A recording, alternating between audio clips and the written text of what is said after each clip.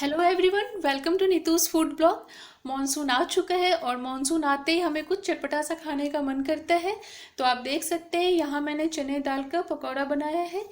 और अगर आप मेरे चैनल पे नए हैं और अभी तक आपने सब्सक्राइब नहीं किया है तो सब्सक्राइब जरूर करें। तो चलिए इस रेसिपी की ओर चलते हैं। सबसे पहले दाल को 2 से 3 घंटे के लिए भिगो के रख देंगे।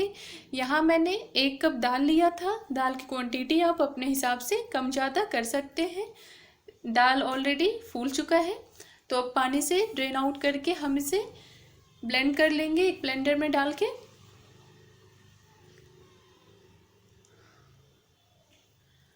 सात से आठ लहसुन ले लेंगे। लहसुन मुझे ज़्यादा पसंद है इसलिए मैं ज़्यादा लेती हूँ, आप चाहे तो कम भी कर सकते हैं। कुछ टुकड़े अदरक के, 6 हरी मिर्च ले लेंगे और इसे अच्छे से बिना पानी ऐड किए हम इसे ब्लेंड करेंगे। आप देख सकते हैं ये अच्छे से ब्लेंड हो चुका है। इसमें शायद कुछ कुछ दाल के टुकड़े रह जाए तो उसके लिए कोई बात नहीं, वो जब तेल में फ्राई होगा तो अच्छे से पक जाएगा। लेकिन आप इसे पानी बिल्कुल भी ना ऐड करें। और अब इसे हम एक बोल में निकाल लेंगे। यहाँ मैंने 2 स्मॉल साइज प्याज लिया था, उसे रफली चॉप करके ऐड कर दिया है। प्याज ऑप्शनल है, अगर आप चाहें तो नहीं भी ले सकते हैं। हाफ टी स्पून जीरा पाउडर ऐड करेंगे, हाफ टी स्पून काली मिर्च पाउडर ऐड करेंगे और 1 टीस्पून यहाँ पे अजवाइन ऐड करेंगे। 1 टीस्पून नमक ऐड करेंगे। इन सबको अच्छे से मिला लेंगे। अगर आपके पास फ्रेश धनिया पत्ता है तो आप उसे भी ज़रूर ऐड करें।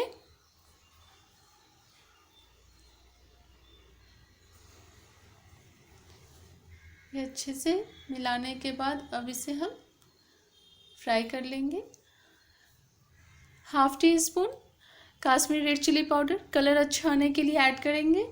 ये भी ऑप्शनल है, इसकी कोई ज़रूरत नहीं है ऐसे, बट मुझे इसका कलर थोड़ा सा रेडिश चाहिए था इसलिए मैंने यहाँ ऐड किया है। कढ़ाई गर्म हो चुका है तो अब हम इसमें मस्टर्ड ऑयल ऐड करेंगे।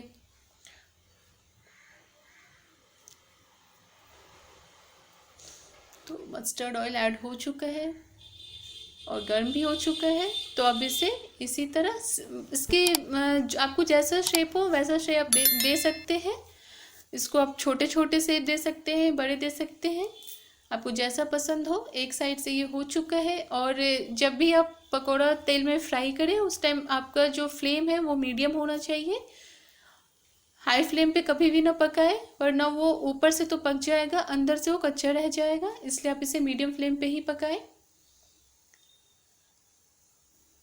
तो आप देख सकते हैं ऑलमोस्ट ये हो चुका है। इसे एक बार फिर से पलट लेंगे, कुछ कुछ कच्चा सा लग रहा है। इसे फ्राई करने में तकरीबन 4 से 5 मिनट लगेंगे मीडियम फ्लेम पे। तो अब ये रेडी हो गया, इसे हम तेल से अच्छे से सेपरेट कर लेंगे।